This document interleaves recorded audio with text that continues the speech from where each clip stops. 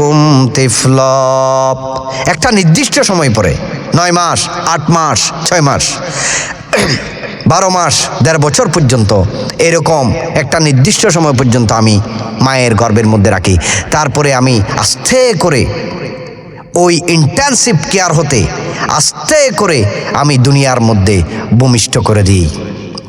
হে আমার বান্দারা, মায়ের পেট থেকে আসার সময় কত কত সন্তানকে আমি আর দুনিয়ার মুখ দেখতে দিই না, ওখানেই বর্ষ করে দিই। কিন্তু তোমরা যে আজকে সে মায়ের পেট থেকে বের হয়ে তোমাদেরকে আমি করুণা করে দুনিয়ার মধ্যে আসতে দিয়ে দুনিয়াদারি করছো, আজকে আমি সেই আল্লাহকেই তোমরা অস্বীকার করছো। আজকে শুধু তাই নয়, যখন দুনিয়ার মধ্যে আসি আল্লাহ জাল্লাহ আমাদের মায়েদের উদরের মধ্যে একটা তীব্র আকাঙ্ক্ষার সৃষ্টি করে দেওয়া হয়। সন্তান যখন ডাক দেয় তখন মায়ের একটা অনুভূতি, ফিলিংস সৃষ্টি হয়, আমার বাচ্চাকে দুধ দিতে হবে। যখন বাচ্চাকে দুধের ব্যবস্থা করেছেন, মায়ের যেই দুধের ব্যবস্থা আল্লাহ জাল্লাহ করেছেন মায়ের স্তনের মধ্যে, ওই স্তনের মধ্যে একটা মুখের মধ্যে একটা ফুটা রাখে নাই। একটা ফুটা যদি রাখতো তাহলে একটা ফুটা রাখার কারণে দুধ একসাথে বড় একটা ফোঁটা বের হলে দুধ যদি এক টানের মধ্যে বেশি করে বের হয় তাহলে ছেলের নবজাত ছেলের গলার মধ্যে আটকে যেতে পারে। এই জন্য আল্লাহ আজ্জাওয়াজাল্লাহ যেটা করেছেন তা হলো প্রতিটা স্তনের মুখের মধ্যে প্রায় ছোট ছোট ছোট 30টার মতো ছিদ্র করে দিয়েছেন, যেন একটা দুধ ছেলে ওই নবজাতক শিশু যখন দুধ টান দেয় তখন আস্তে করে ফোঁটা বের হয়। এইভাবে আমি আল্লাহ আজ্জাওয়াজাল্লাহ তোমাদেরকে খাওয়াইছি। আজকে সেই আল্লাহই তোমাদেরকে আবার হাসরের ময়দানে তুলতে পারবো না বলে অস্বীকার করছো, তোমরা নিমহারামি হচ্ছ, তোমাদের হিসাব কালকে হাসরের ময়দানে করা হবে।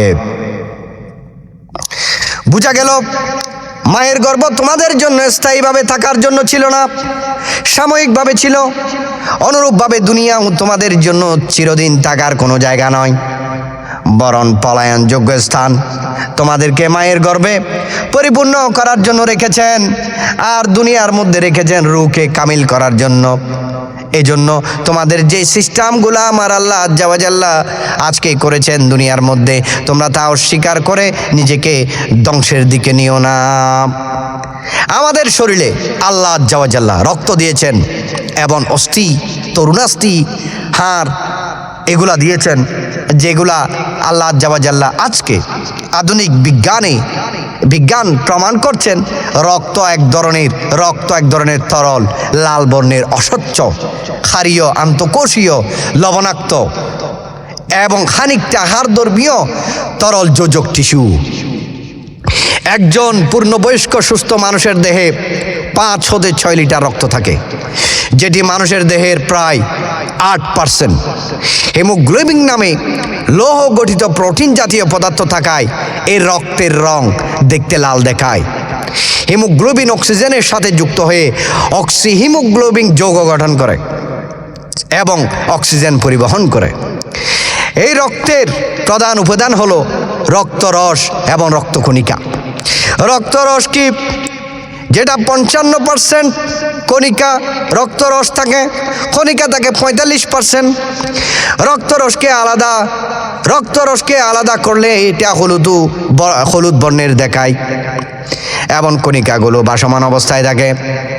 রক্তরস কি, রক্তের তরল অংশকে রক্তরস বা প্লাজমা বলে। রক্তরসে প্রায় 90% পানি, বাকি 10% দূরীভূত অবস্থায় থাকে। বিভিন্ন রকমের জৈব এবং অজৈব পদার্থ থাকে। আর রক্তকণিকা হলো রক্তরসের মধ্যে ছড়ানো বিভিন্ন রকমের কোষ, যেগুলাকে রক্তকণিকা বলা হয়, যেগুলা 3 প্রকার: লোহিত রক্তকণিকা, শ্বেত রক্তকণিকা, অনুচক্রিকা। লোহিত রক্তকণিকা কি? লোহিত রক্তকণিকার ব্যাখ্যা আজকে চিকিৎসাবিদরা এভাবে দিচ্ছেন, দিয়ে অবতল বা চাকতির মতো দেখতে। হিমোগ্লোবিন নামে এক প্রকার রঞ্জক পদার্থ থাকার কারণে এদেরকে দেখতে লাল দেখায়। এদেরকে রেড ব্লাড সেল বলা হয়। শ্বেত রক্তকণিকার নির্দিষ্ট কোনো আকার নাই। এগুলো হিমোগ্লোবিন বিহীন এবং নিউক্লিয়াস যুক্ত বড় আকারের কোষ হয়। শ্বেতকণিকার গড় আয়ু প্রায় 1 থেকে 15 দিন পর্যন্ত থাকে। হিমোগ্লোবিন না থাকার কারণে এদের শ্বেত বা রেড ব্লাড সেল বলে। মানব দেহে প্রতি ঘনলিটারে রক্তে 4 হতে 10,000 শ্বেত রক্তকণিকা থাকে। শ্বেত রক্তকণিকার মধ্যে ডিএনএ বা ডিঅক্সিরাইড নিউক্লিক অ্যাসিড যেটাকে বলা হচ্ছে ডিএনএ থাকে। এরপর বলা হচ্ছে